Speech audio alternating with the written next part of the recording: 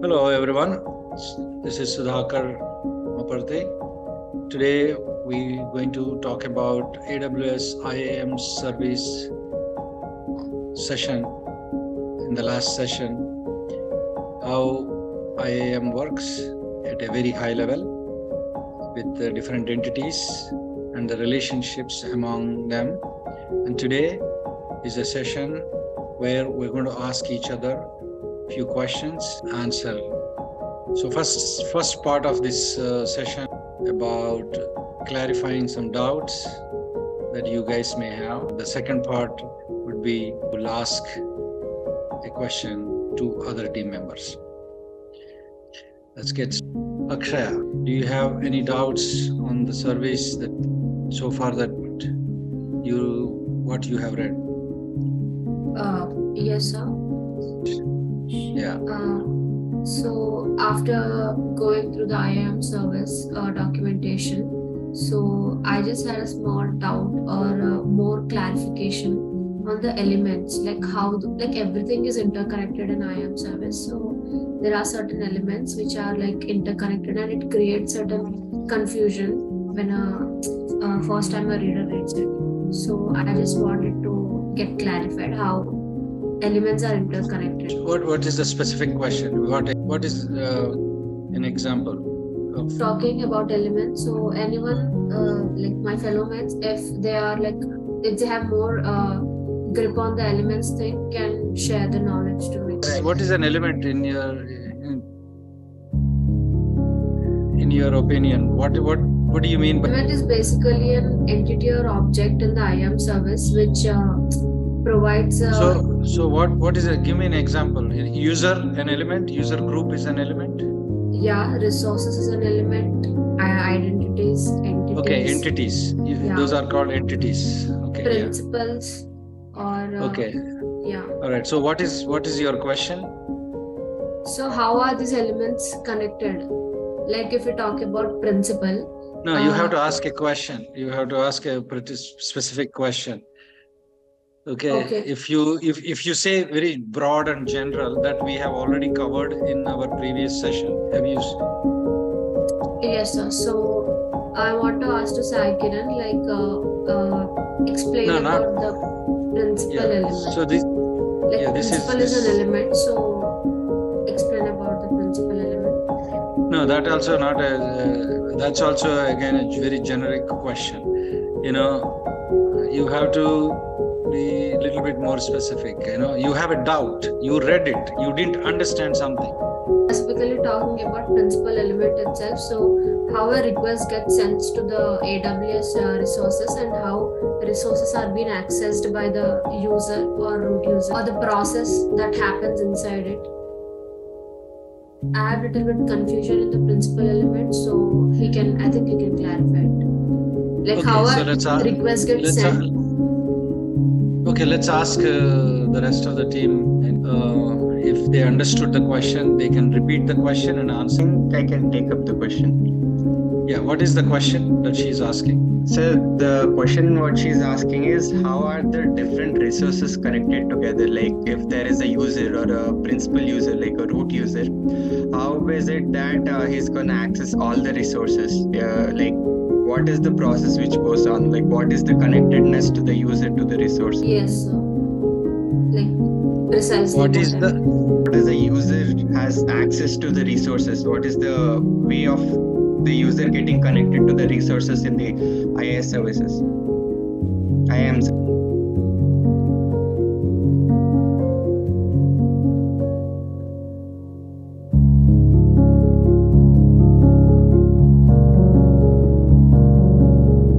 Yes, sir. Okay, now? Yes, sir. Okay, so we have resources, different resources of AWS.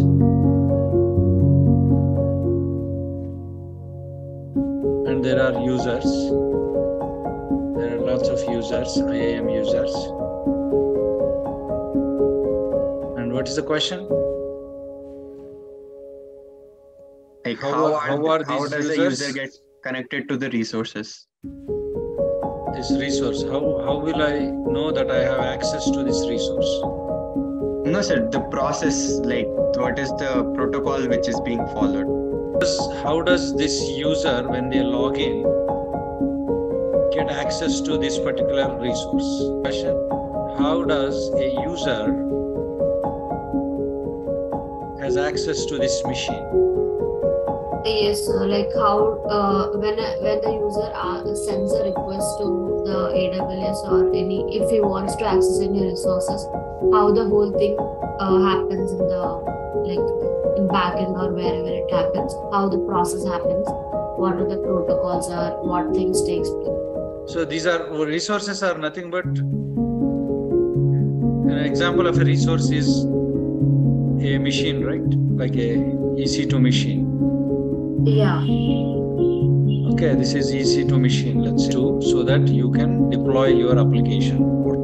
If you log in, then you try to access this machine, you will be denied if this connection is not already set up in the IAM service. This permission, this user has this resource.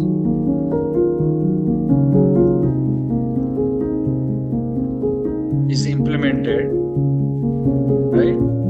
How a user, there is a policy. There is a policy that's saying all people from this project, crowdsourced AI, should have access to this resource.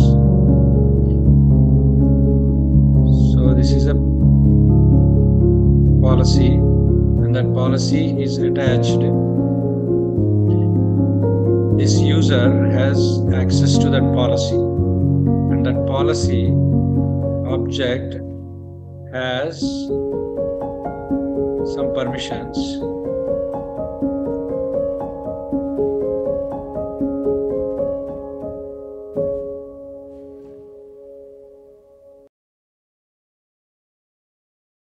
And all these permissions are allowed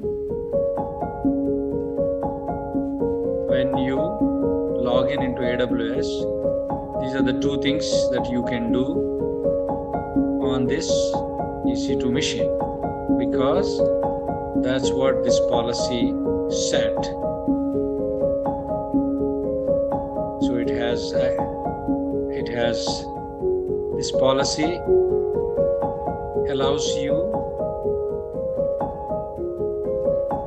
to access this machine, and since you are connected to this policy, you are able to, that's how you are getting access to this EC2 machine. If I remove this, you will not have access. Now they are disconnected. So now if you log in, you cannot access this machine. Why? Because there is no arrow going to the policy. By default, all resources are not allowed for a user. Only explicitly when I connect you to a policy, you will get access to. Because of this, you will get this.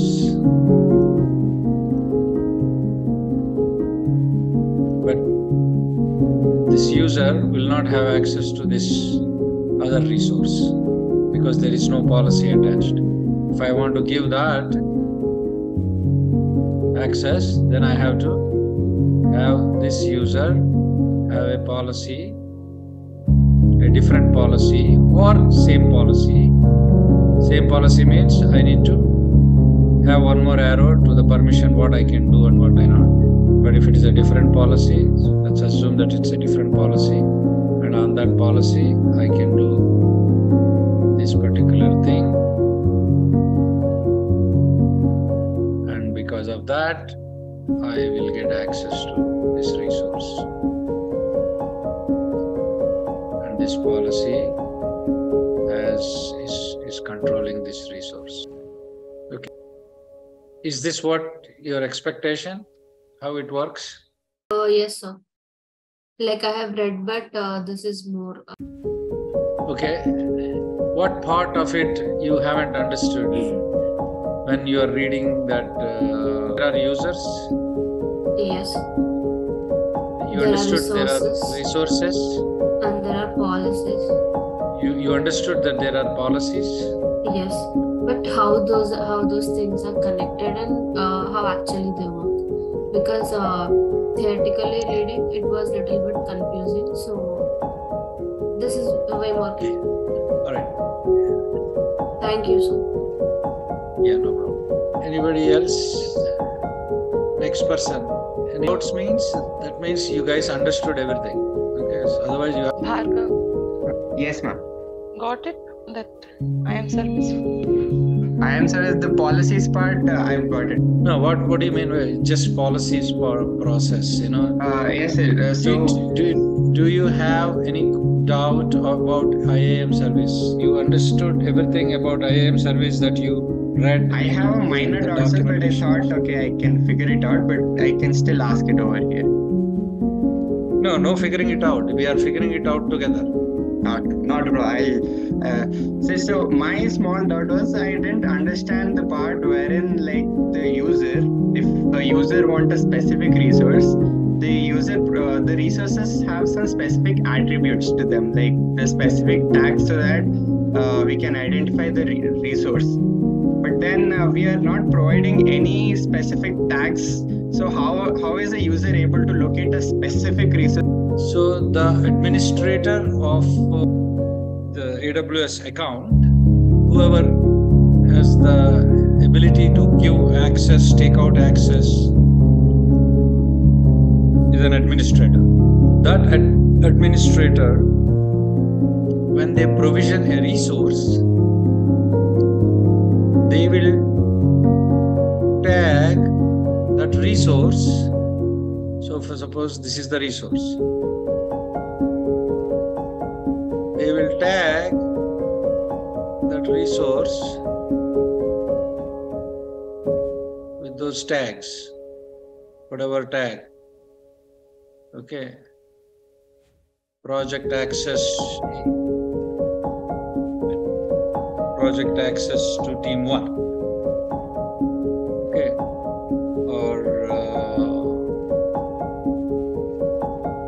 whatnot, key value pairs. Okay. So once you have tagged this resource, now I can ask the system what are all the resources belonging to this tag. So I can, if I look back, that's one resource and that's the answer. So suppose tomorrow, if I tag this also with the same tag, now these are the two resources tagged with this tag object. And if a user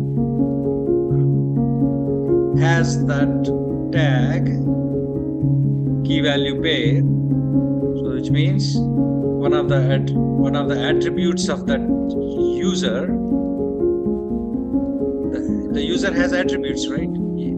This user belongs to some group or some team, something, and which is nothing but the user is also, I can tag them. So because I tag, so now I know I can give this user all those resources or allow. That is the attribute-based access control, ABAC. Is that what you have in mind when you ask that question? Yes, sir. Answer? Yes, sir. My precise question was like, how does the user get assigned of those tags? Is it like the IAM administrator does the thing, or is it like just the user input the user gives himself? No, user already has some attributes, right? Yes, sir. So suppose user belongs to a group. Got it. So this is a user group. Okay, so let's say you belong to this group. Somebody has to assign the administrator. Okay. And then in the ABAC role, access control role, those tags are attached to role.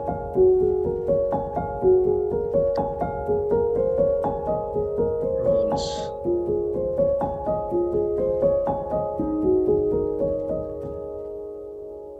Because a role has this tag, and when this user assumes that role, they will get this resources 1 and 2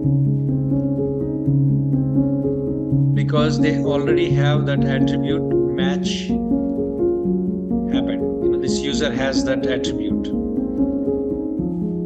Access project equal to team 1. So same tag was attached here also. They belong to that Same tag.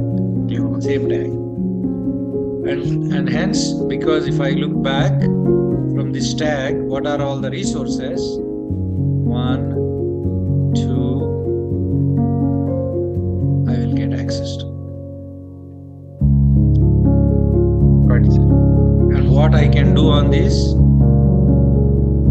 I can whatever this role can do, which means it's attached to a policy.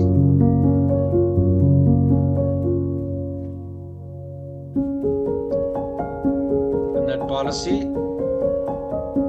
has access to those permissions, basically, finally. So it's a big network of connections that are established in different ways. Sometimes through role, I will get access to these. Sometimes I log in into AWS account and I get access to that resource. Sometimes I can establish that access through a group. So I have all these different choices that I can use to give access. Does that answer your question? Yeah. Sini, what's your doubt? Yes, sir. My doubt was also regarding tags only, sir. So it got. Dheeraj, anything? Yes, sir. My doubt is regarding what's the difference between authentication. Good question. I just Can want to anyone know answer that? Know the difference between those. Yeah. Can anyone answer that? Sir, You can answer. authentication is the process Who is of that? State your name. Okay. Sir, this is Bhargav, sir. Okay, yeah. Sir, authentication is a process of verifying a user's identity. Authorization is giving him a specific power, like access to something. That is authorized. That's correct. Authenticate and authorize. You want to get access to a resource like this, first you need to be authenticated that you are a valid user. When you log in, it checks whether if that user, you are providing some credentials. Principal is nothing but the credentials to access. So that principal is verified here if you have the authentication. It's checking whether this arrow exists or not. If it is there, then you are authenticated successfully. Now you will get permissions to access any resources that you have access to. And in this case, this user has access to these two because of this policy. And that is the authorization. So authorization after authentication, if this exists, then it will check the authorization. So check for authorization and check for authentication. So you are looking whether this user exists or not. Authentication. Authenticate. Do you have access to this particular resource? This particular resource, let's say this one.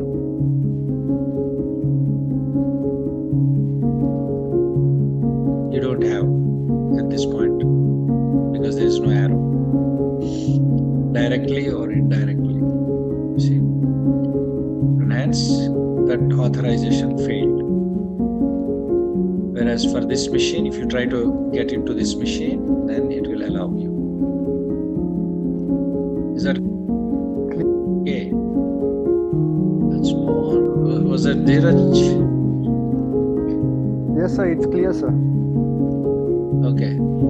Imanjani, Yes, what's your sir. doubt? I have the same doubt what Akshaya is having, and I got it clear. Okay. So it's about everything, about IAM service, not just these things. Yeah. Not just Yeah. one doubt, multiple doubts, if you have to ask. This is your opportunity. When we move to the second part of this session, each one of you are going to ask a question, and then I'm expecting answers from each one of you, okay? Okay, sir. Ganesh, what's your doubt? No, I don't have any doubts. So you are clear about IAM service? Yes, sir, I am figuring out things right now. Huh? I don't have any doubts right now. I'm just moving through the documentation. So you haven't finished reading? No, sir, I'm just going through it. Okay. All right. So let's see. Next.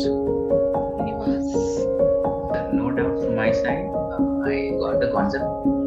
Next, Niharika. Sir, my doubt is, so authorization is basically done by a root user, right? So he or she gives the access to the services that a user needs. And authentication, like verifying, is being done by an IAM user. Is that right, sir?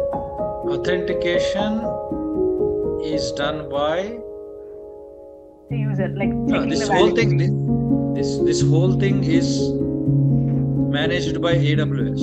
We open an account in AWS and we set up this configuration and connections, right? Yeah, yes. A root user or an IAM user, root user can do anything. They can establish these connections, they can disconnect these connections, they can do everything, right? They can remove the tags, they can. That's the root user. Okay, once we establish all this configuration, AWS IAM service, it's a software program, right? When you log in, it does that authentication. It checks whether you have, if you say this is your user ID, it's looking for that user ID in this, out of this 1, 2, 3, 4, 5. Each user has a ID, name. John, Peter, Jane, Joe. So it will check if you provided one of those user IDs. And then if it is there, then it will check the password.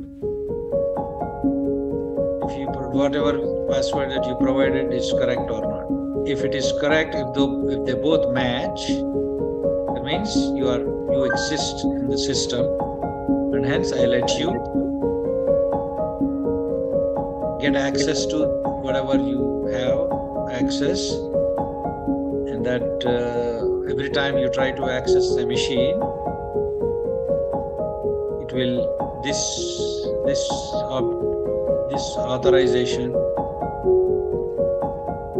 is evaluated. This is an authorization program.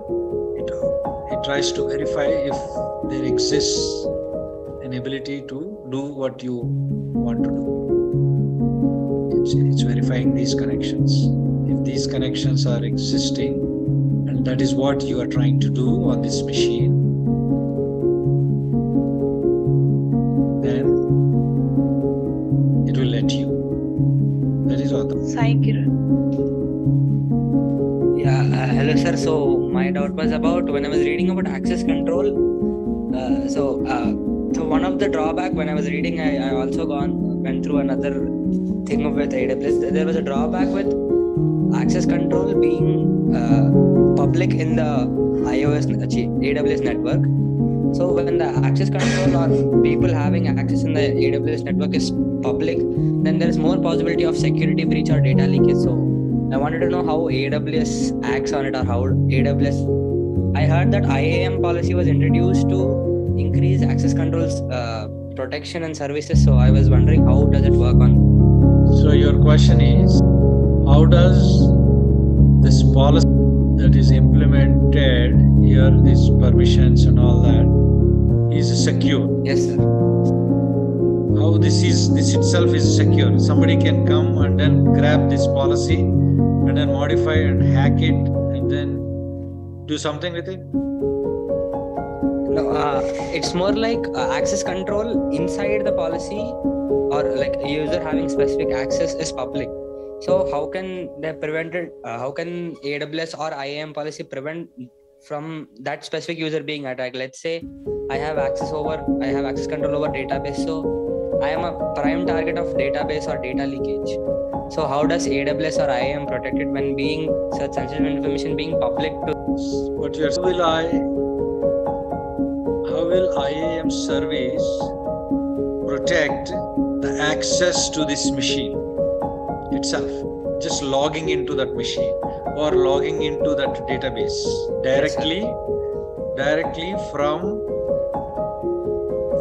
this user. They are trying to get into this Linux box or Windows machine, or they are trying to connect to this database directly without any of this policy, permission, all these things. Is that what your question? To manage a machine, if you have to log in as a user, there is another way to get into the machine. Once you get into the machine, what you can do on that machine, what you cannot do on that machine is dictated by, if you on this machine, if you have the user ID and password, not user ID and password of getting into the AWS account. In order to get into this EC2 machine, it's like a Unix machine. You need to log into this machine. To log in, if you have the credentials, then you can get in. It doesn't prevent it. It doesn't go through this policy business and all that. IAM service provides what you can do, cannot do on this machine. You can manage. But just getting into the machine, you need that credential. And that credential is that, does that answer? It's partly yes, sir. Same is with database. So part of the documentation somewhere they must have told there are other ways to access to these resources. Okay. What you can do on those resources is controlled by IAM service. But you are trying to connect to the database from your machine, and what machines, what clients can connect to this machine directly, IP address from where I can connect to this database, all that can be configured through some other means. So databases, workspaces, and EC2 machines, these three, or maybe few more, can be directly accessed, not through policy implementation. I guess that is, if I could get to this, then I can mess with this machine, yes. But in order to get to that machine, you need to have that user ID and password, and then this one, to get to the database, you need user ID and password. So the policy IAM service manages what you cannot do on these machines. Access to the machine itself is controlled by, there is another entity called security groups. Maybe I should draw with a different color. Security groups. Security group. If this security group is attached to this machine,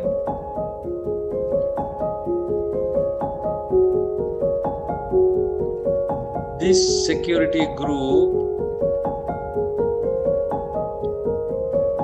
let's say, has allowed this particular IP address and this particular IP address, and etc., something like that. If I define my security group, so when you try to get in, it will use this arrow information, and then it will verify if you coming from that IP address or not, and hence it will allow or disallow. Only for these two IP addresses, let's say, is allowed to connect to this machine. Then any other client, user coming from any other IP address will be prevented, because this security group doesn't have that other IP address. It has only these two IP addresses. Does that answer your question? How sometimes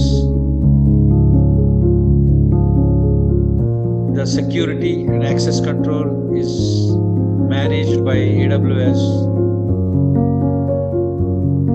Yes, sir. The security group thing like handles it, like that makes it clear. Because this security group is attached to secure this machine. Another security group may be attached to this machine on which that database is there. And another security group, I can have tons and tons of. So another analogy I can give you is, if this and getting into that community, let's say this house is in a community, gated community, and getting to that gated community, first you get through that gate. So I can define who can, and once it is open, then I can try to get in using security credentials, the house key, and then I can get into the house. But even inside that machine, if I have port number, one application running on this port number and then another application running on another, I may not be allowed to do anything with that port or all those additional securities. What I can do within this machine can be again defined through policies. Satvika. The doubt was, what exactly are these federal users and like what kind of roles are associated with these federal? What roles are associated with federal users? I want to know in a more in-depth manner of what federal users really are. I read the documentation, but I don't think I've gotten much from what. What is the question? What exactly are federal roles? Users. What exactly are roles? Federal users, and what kind of roles are associated with these federal users? Federated user. Federal users. Okay. Can anyone answer that? What is a federated user and what roles a federated user? Again, I don't understand the question. There are federated users. You know what is a federated user? I'm not so sure about it. You know who is a IAM user? Yeah. Okay, federated user is a outside AWS account system. Okay. Right, like your Google ID. Through Google you can log in. Or with your Facebook ID identity, you can log into somebody's website if they let you, right? Sometimes when you are signing up for some website, they say log in with Google, right? Yes, sir. So what does that mean? Log in with Google. They are trying to allow a federated user, which means you, who is outside their system. There is no user ID in their system. They want to use your Google ID, the user ID. So what they will do, if they integrated with Google, when you put your Google, when you sign up with your Google ID, they will make a call to Google, that application, that website, will make a call to Google and make sure that you are a Google, you have a Google account. And if the answer from Google goes to that website as yes, then you are allowed into their system. They themselves will not maintain a user ID and password account in their systems. All they will store is your Google account ID, and then for authenticating, we observed this authentication or authorization. For authenticating, they will not go and verify this connection. They will not verify this connection. They are not verifying this connection because there is no user in their system. This is IAM user. But your Google ID will be verified when you are checking in this IAM service. Okay, that's called, maybe it's called federated authentication, and then it will go to that party, Google, and come back with an answer. And they will. Is that clear? What is the federated user? Yes, sir. Yes, sir. Now, how a federated user will get access to all these resources? That federated user, when you log, will be attached to a role. You have that.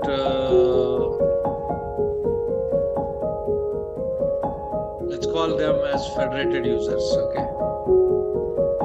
So let's call them as federated users. Just for understanding purposes. These are all my federated users. When you come here, this federated user is attached to this role, one of the roles, and whatever this role has access to, you will get access to temporarily. There is no IAM user. It's not permanent. Yes, sir. So roles are more temporary and users are more permanent. Yeah, these are permanent identities within IAM, right? Once you create a user, they are there. So I can also take this user, can also take up, if permit, I can specify as I can take a particular role and do that activity and come back. So whenever I assume a role, it's always temporarily. I am assuming that role and then doing whatever I need to do, and I finish off. Yes, sir. And again, as part of our learning, as I told you, you don't have to go into all the details under the hood, but at the same time, you need to go above in abstraction, and the right level of abstraction you need to go up and down until things get clear. So that is how you are going to form your questions depending upon what level you want to. I have a question. Who is that? State your name. Sir, this is Nihal. I'm sharing my screen. So I have created an AWS account, the root user account. Yeah. And then I've created an IAM user by naming it as demo user. And then I gave the access to the read-only access for the RDS service for this user. Read-only access. Okay. And when I log into that user account,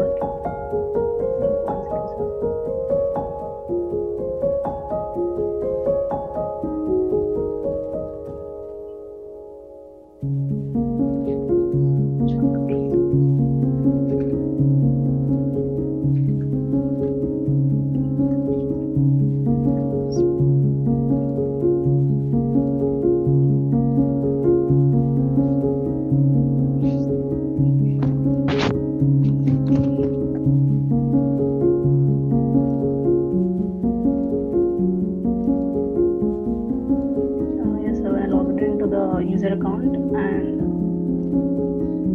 here it need to only show the readable documents. So then why here it's asking about the create database? Why it's enabling me to create any other new database? I give only permissions for the read-only access now. Why it's here asking this to create, or you not update or modify? I only give the read-only access. Read-only access actually means to only open or view the document, right, sir? Read access to the database. If the database itself doesn't exist, first you need to establish a database. Access to database. Okay. Once you establish the database, then to that database you are giving only read access. Okay. But that means here you have access, you have the permission to create a database. As part of that policy that you attached in your IAM user, show me the policy.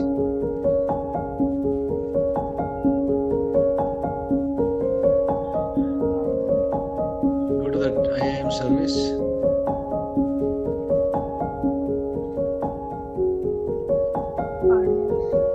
IAM.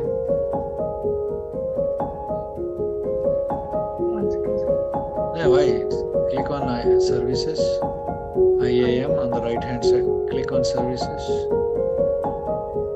You don't have to type in there, as you already have recently used. Yes, sir. Yes.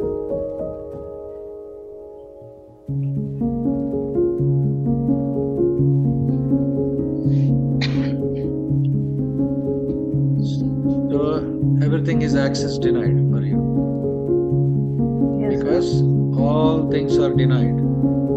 So because that policy doesn't allow you to access even IAM user, you can't do anything in this. Looks like that's how that is set up. So what I would generally do is, after creating my root account, I would create a first IAM user like what you created and make them as administrator. And then this user, the first user after the root account, will be able to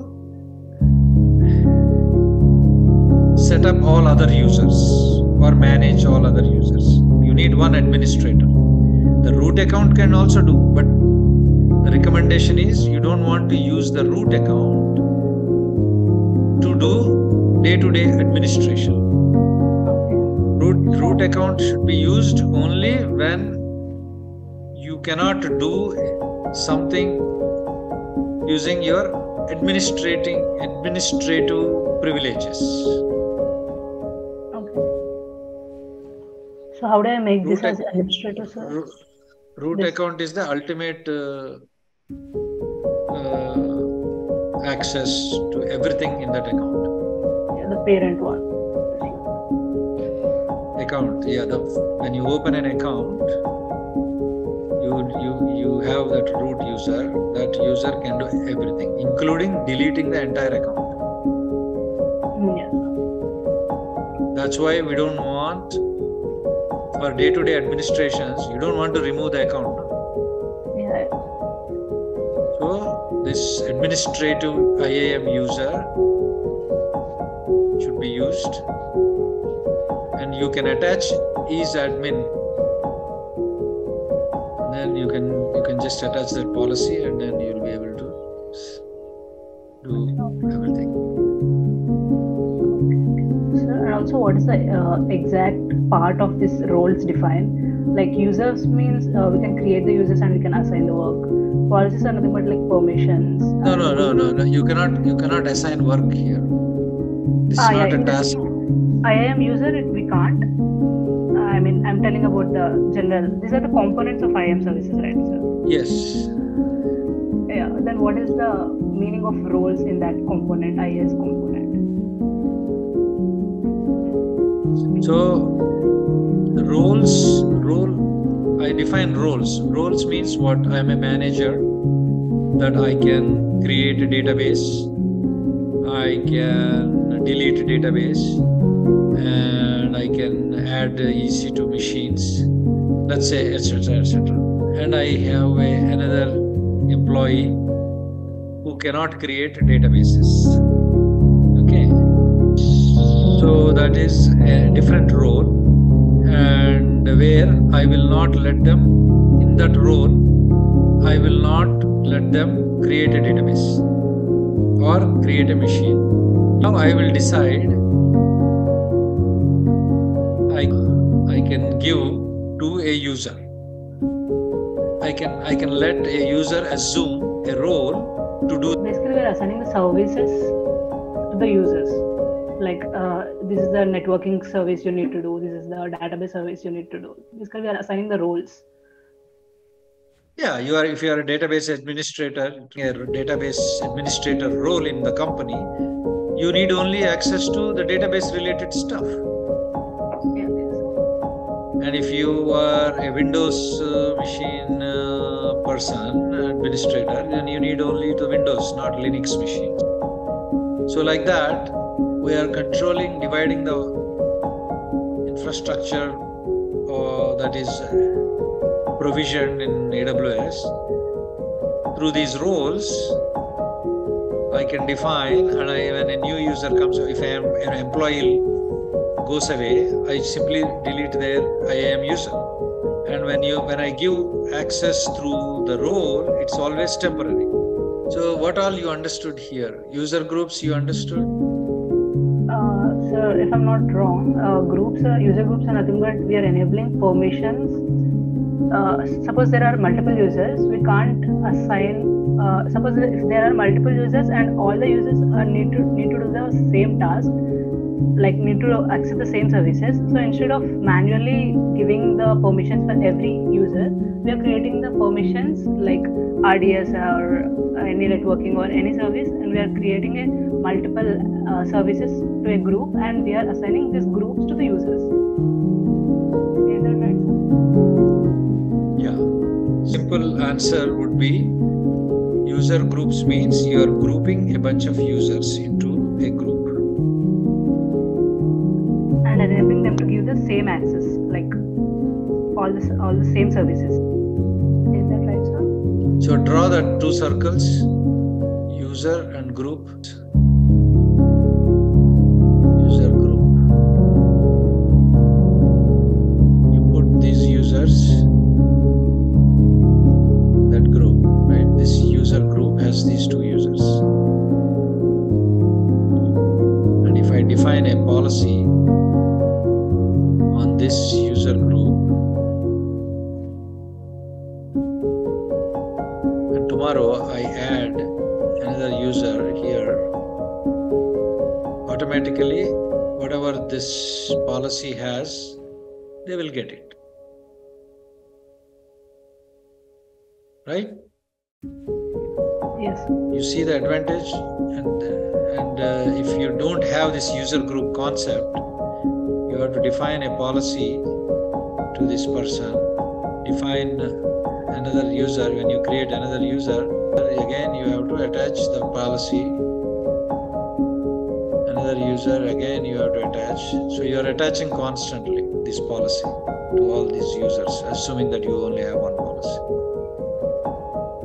So instead, I can simply create a group, put them in these users, and then this policy don't have to be touched, or this connection, I don't have to come here and establish individually. As a group, tomorrow I want to give all these users an additional thing. All I have to do is, I just have to update this here and I'm done. Need more connections. With this simplified thing, I can give them access because I just updated the policy, which means all three users are affected. Right? Yes, sir. So it's basically for a team of people working under the same domain. It's beneficial for them. Yeah, I can have one project in a company, you have 10 projects going on.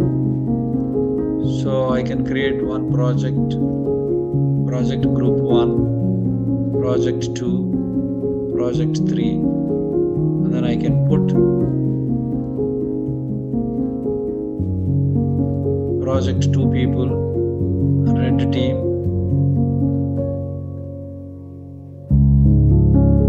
red team and yellow team. So in red project, I have 2 users. Then I can define that policy. This is a different policy, V2. Now everybody, all doubts are cleared. Now I want you guys to ask a question to the other person, to the team members, and see if they can answer that question. Share your screen and ask a question. Share your AWS account, IAM service page, go in there, log in, and then ask, what is this, what is that? Akshay, let's start with you. Or show the documentation. Should I share my screen and ask, sir? Yeah, either. So I want to ask Dheeraj, what is So what I understood based on the documentation is, I'll share my screen so that it will be clear when I explain. It stands for attribute-based access control, which is a form of, which is a process of the user getting linked to certain resources. So this is a process similar to how a search engine works basically. So whatever we search, put in the search bar, whatever we put in, the search engine picks out certain tags from the, like if suppose I'm searching for new shoes, brown shoes, the search engine separates them into a tags like brown and shoes, and it searches the web for those tags. Similarly, when we as a user request some resource, there are specific tags associated with the resource, so which will help us navigate the resource and make us find the correct resource which we want to. That was my understanding about. Is that satisfying answer for you? Yes, sir. Good job. Good job, Bhargav. Thank you. Correct. Thank you, sir. All right. Yes, ma'am. My question was about was the identity-based policies. Can someone explain about the managed policies? I mean, manage in the sense like what are the different policies? What are these different policies? Like how do they vary with each? Yeah, so from my understanding of managed and customer managed policies are basically with AWS managed policies, there are a bunch of policies that are offered by AWS and that controls what user or what identity gets what access. I think that's what AWS managed policy is, and customer managed policy is we as users create our own policies that we feed into AWS and we manage it. We assign these policies to some roles or whatever it is, and I think that's the basic distinction between AWS managed and customer managed. What are the IAM components, and can you state them in one line? What is what? Like what component if? So basically, we can configure policies. I mean, such as principal in the sense a user who is who want to change, or principal is someone, a user who can put in a request to access some resource or something, and the resource I'll just share my screen. I'll just explain the diagram. Okay, in this working of the IAM, the principal is the user. It is if the user or the principal is authenticated, as sir explained before, then the request is generated. When the request is generated, the user should be authorized to some of the resources. Resources in the sense EC2 services or the database or S3 service. When the user is authorized, then actions are taken place. Actions in the sense create or modify the database, users or the data in the sense. And if everything is, and the policies are generated and everything is in the correct sense in the verified, then user can access the resource. In the authorization, in the policies, there are identity-based policies and resource-based policies. What's the difference between? So basically, identity-based policies are these policies are attached to a physical entity like a group or a user, or a role. These are the things. What happens in an identity-based policy is that these policies are given to a user or a group. So what happens is that when you, for example, I am a user and I am given some certain actions, permissions for a certain action that I can perform or certain access. That is basically identity based. And resource based is what happens in resource based is that these policies, whatever we're talking about, these are attached to a resource. In the sense, what a certain resource, like what, suppose for example, if I take a certain service in AWS, and what happens is that this service will be able to access another service. In what way? Those accesses are given by resource-based policies. The difference between these is the identity-based, these policies are given to an identity, in the sense a user. For example, me. If I am a user, I am given a certain set of policies and I act on it.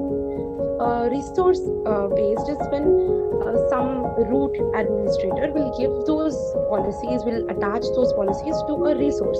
And that resource, when it is interacting with other entities, these policies will be implied and they will be followed by the resource.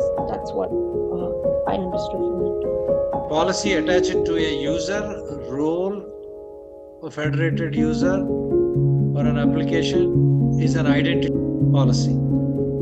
A policy that is attached to a resource, not a particular user, these resources. So my question is like, if at all we want to give a precise definition of what IAM exactly is, like in a definition format, maybe to any interviewer or anyone. So what will be the definition of IAM? IAM is basically identity and access management. As the name says, it is basically the administrative work. So we can allocate the we can allocate the services to the users based on their domain. So see, for example, on a project there is networking team, database team, and there are many other teams. So basically we are assigning the controls to the specific. IAM stands for Identity and Access Management. So you are creating identities and allowing those identities to access certain resources in AWS, and all that management is done through IAM. So what is IAM? Okay, go there. Okay, so scroll down. So we all know what is IAM meant for. And then keep coming down.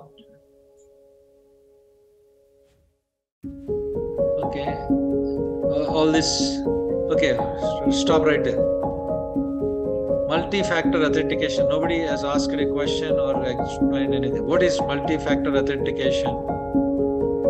Yes, sir. So what I understood from this was usually just a password and an email is how one creates an account to get authenticated with the system. But with multi-factor authentication, we are adding a two-factor authentication where not only a password but access key is also something that's associated with our account to further make it more secure. Like we also have the same multi-factor. Multi-factor means that is second level. Yes. You know, you have a bank account, you log into the bank account using your user ID password, right? Yes. But when you are transferring money from one to somebody, you will get a one-time password, right? Yes, sir. That's a second level. Even though you logged into your account, your own account, it is still asking you a one-time password. Yes, sir. So you get a text message. That device, that phone number is attached to that account. Yes, sir. So similarly here in AWS, if you enable that multi-factor authentication, then you can put your phone number and you will get a text message. And then after logging in, you will have to provide that number. Or one of the applications, there are applications like Google Authenticator, Microsoft Authenticator. There are apps that you can download onto your phone, and basically that device is what is acting as a second level additional security. Yes. Apart from the first level, which is user ID password. Yes. That is multi-factor authentication. Yes. Okay, so you know federation, right? Yes, sir. All right. Scroll down. I'm going to pick whatever one that we did not address here. Yes. PCI DSS compliance. Okay, IAM supports the processing, storage, and transmission of credit card data by a merchant or a service provider, and has been validated as being compliant with payment card industry data security standards. For more information about PCI DSS, including how to request a copy of the AWS PCI compliance package, see this additional documentation. So when you read this, what did you understand? Without going into the details. You don't have to go into the details because it's just some of the features of IAM that they are just giving you. Yes, sir. I just thought whenever there is any sort of payment processing or anything happening, then the credit card information is being validated by using this that they just mentioned, DSS and PCI. PCI stands for Payment Card Industry. Okay. Yes, sir. They have a data security standard. You cannot store somebody's credit card in your system. Yes, sir. Okay. And if you have to store, then you have to be compliant with the industry standard, payment card industry standard, which is, they have some rules. Okay. Yes. Then you have to go to them and then get it certified that your site, your domain, yes, xyz.com is PCI compliant. Okay. All those rules that they expect you to do with when you store a credit card, you are supposed to protect that credit card number. Yes, sir. So to protect, they were verifying where is it stored, is it encrypted, Yes, sir. okay, who has access, how many people have access, is it on a different machine, Yes, like that. They have some rules. Yes, sir. So you have to submit the documentation as a proof that you took care in your application at your website, and that documentation can be obtained from AWS because you are using AWS infrastructure, not your home computer acting like a server and a website. Yes, sir. So you can provide all that documentation to that company from where you can get authorization to save credit card numbers. Yes, sir. That's all you need to know, nothing else. Okay. How that PCI and all that, then when we read, when we have that use case, then we will dig deep into that. But at this point, all you have to, so this is the how you have to ignore the details and just have some sort of an idea.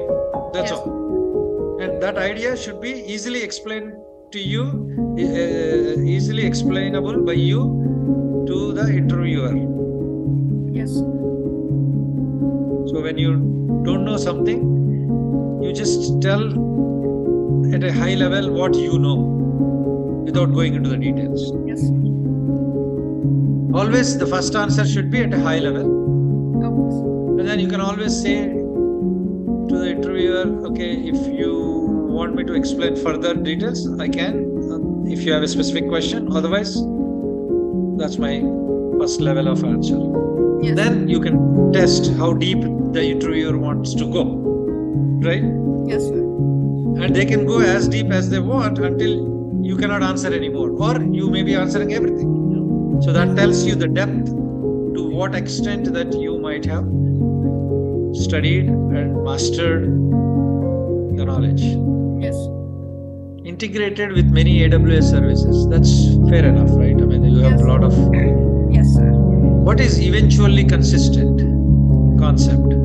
So what I thought was that because the data that is being stored will be spread across many Amazon data centers everywhere in the world, if a user is basically changing any sort of data from one system, that change has to be consistent with every other data centers that is spread everywhere.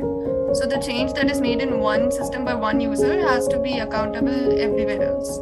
That's what I thought. Right. There is a concept called eventually, you are correct. I'm just summarizing. Yes, sir. Again, eventually consistent. Let's look at the words eventually. That means it is not consistent immediately. Yes. Why? Because when you upload an image Yes. into S3, S3 is a storage service where you can upload all the images, right? Yes. Yes. Or files, whatnot. And then if the same file is again the previous version is different from the latest version. Yes. And what S3 does is it will take a file and it will put it in Asia data center, North America data center, Europe, Yes. Africa. In all these data centers, it will maintain 3-4 files depending upon how that file is being accessed. Yes, sir. So suppose you upload it to Northern Virginia data center, Now, if somebody accesses from South Africa and they are getting from South Africa version because you just uploaded, so they are still seeing the old one. Yes. So after some time, that sometime maybe within minutes or within seconds or whatever, eventually means there.